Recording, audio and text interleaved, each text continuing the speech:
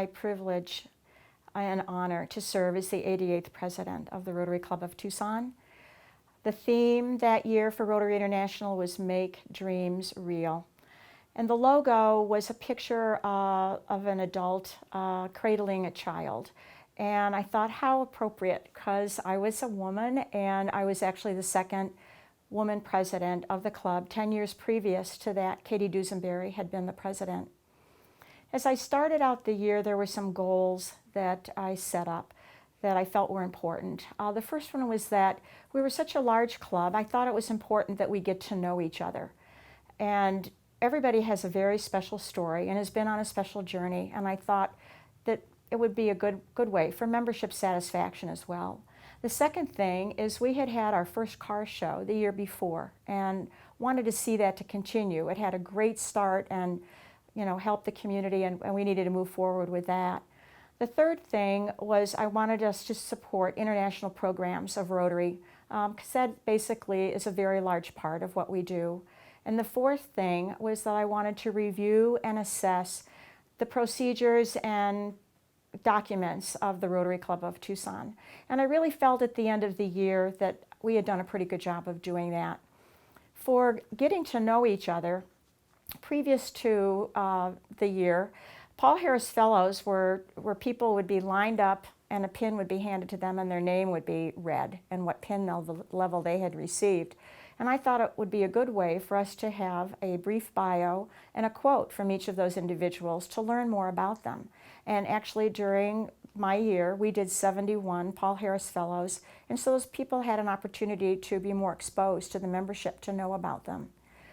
I also did something called Reflections About Rotarians, which was sent out each week by email to all of our members. There was not a week that went by that one of our members, or two or three of them, appeared in the newspaper or on the news channel at night or in a local magazine. And so I would write a little bio about what they had done, and the office manager would put their picture together, and this would go out to all of our members.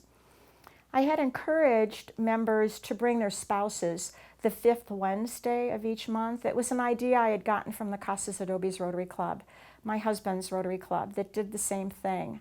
And that first July meeting, our speaker was the commander of the 12th Air Force. So we had, speakers that would be of interest to the spouses as well. So we also honored 22 of our members who had had perfect attendance for 5 years or more. And Tom Browning was the leader of the pack with 43 years. We also brought all of our honorary members to a meeting and did a little bio on them and gave them a special Rotary honorary member pin as well. There were activities to encourage family participation. For example, once we could not meet at the Doubletree, so we had the meeting at the city zoo. We did our prayer and our pledge and encouraged our members to bring their family members to the zoo, and a lot of them did and brought their children when they got to feed the giraffe and pet the rhinoceros, and that was very special.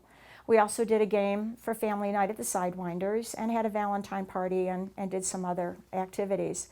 One of our work projects, was led by Norma Peel, and we painted and built shelves and cleaned all sorts of used books for a library at the University Medical Hospital, where patients and visitors could come in, and if they started reading a book and didn't get a chance to finish it, then they could take that book home with them. And it was also available to the staff of the hospital as well. And that was a good project.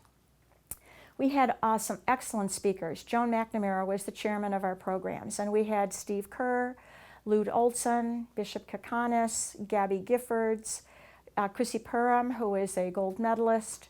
We even had the Tucson Boys Chorus perform for us at our holiday party in December. So the meetings, I think, were well appreciated by the membership. And as for the car show, it was a success again. Great opportunity for fellowship among our members, and we raised $90,000 that was returned to our community for projects. The third area I was interested in was participating in Rotary International programs. We did have an inbound student from New Zealand, and we had an outbound student to Brazil, which was Dave Gallagher's daughter, Megan. We helped with, through the district conference, we helped refurbished 2 schools in Ensenada, Mexico. And with our San Carlos project, our holiday parties, we wanted to leave something more.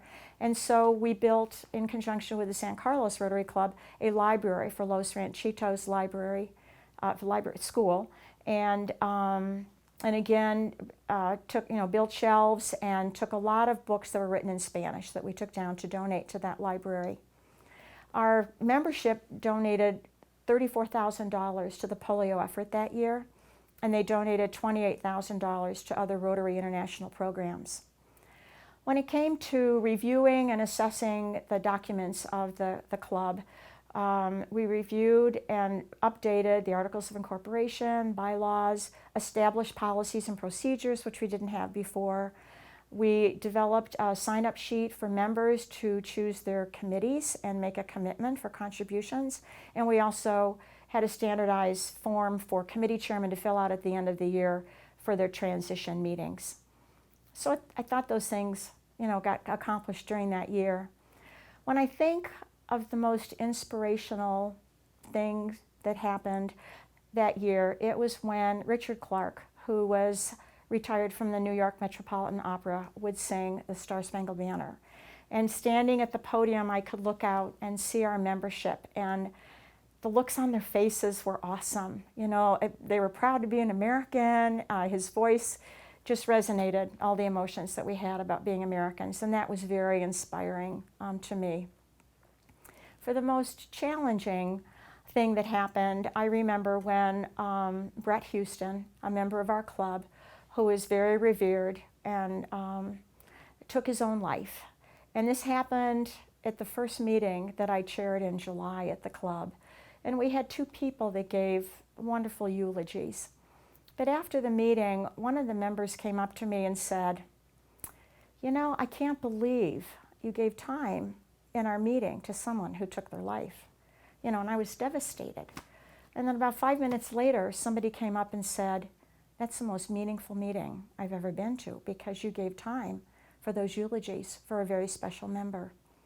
And it was then that I realized you can't please everybody all the time. It was also difficult when we had a member that was proposed and made it through all the different committees, and when his name was published in our Rotarian newsletter, there was an objection to his membership that was legitimate, and he had to be told that he couldn't be a member of our club. And that was very, very hard. We started meeting in January monthly after the directors were elected to kind of build ourselves up as a team and to get our plans in order for the year. The returning directors were Gib Raymond and Joe Chitwood and Charlie O'Dowd, and of course past president Arnie Jacobson. And Scott Vaughn joined the board as well as the incoming president the following year, the president-elect. My other 5 members were so very special that at the end of the year, I gave them each what we called the Helen Middleton Red Rose Award for outstanding service to our club. When it was, the president gets to choose their treasurer, their secretary, and their sergeant of arms. And when I had to consider those people for those positions, I looked to the 3 people who didn't win the positions of director in December. And one of them was leaving town, so I did not choose him, but I chose Pat Zombush to be the treasurer, and he was incredible. He not only became the treasurer of the club, but he became the treasurer of the car show. And at the time, we were keeping our books in ClubMate, which was unsupported, and he changed it all over to QuickBooks during his year. I also chose Chuck Sawyer as the sergeant of arms, and he put together a team that made sure that the meetings would run well. He had a team that ran the audio-visual, which we hadn't had before, and also someone who ran around with a microphone. I also chose Kathy Kitagawa as the secretary. I had not worked with her before, but she struck me as someone who knew how to dot her I's and cross her T's. She was incredible as the secretary. She put together a club office procedure manual, which had never been done before. She put together the policies and procedures, which had not been done before. And these were all things these people did in addition to their regular job descriptions. I also recognized Jim Lubinsky, who is our international director, because he personally was involved with the Wheelchair Nogales project and oversaw like 8 committees. He served on the Reading Seed Board, and he also served on the Car Show Leadership Board. And I also recognize Cindy Godwin, who was our Community Service Director, and she also served in a leadership position on the Car Show and on the Reading Seed Board as well. Charlotte, what are some of the things that you're most proud of? I am most proud of working with and observing our members as they take on tasks and create new ideas and get jobs done. They are so passionate about helping others and making our community and our world a better place to live. And for me to observe that and to have their support as well was an incredible moving experience for me. For an incoming president, I would recommend go for it and have a great time. Take advantage of the trainings that are offered by Rotary International in our district. They're excellent, and they provide you with personal growth. Also in our club, the president who served 2 years previous to you can serve as your mentor, or you can choose another mentor. Mine was John Wong, and he was always there and responsive to the questions that I had, and you need a strong mentor. And then just go for it and just enjoy it. Before you know it, it'll be December, and then before you turn around again, it's June, and your job is done. I am eternally grateful for the opportunity, for the leadership opportunity I had to be the president of the club. Made many friendships that I still have today, and I have the highest respect for the work that our club members do. Thank you.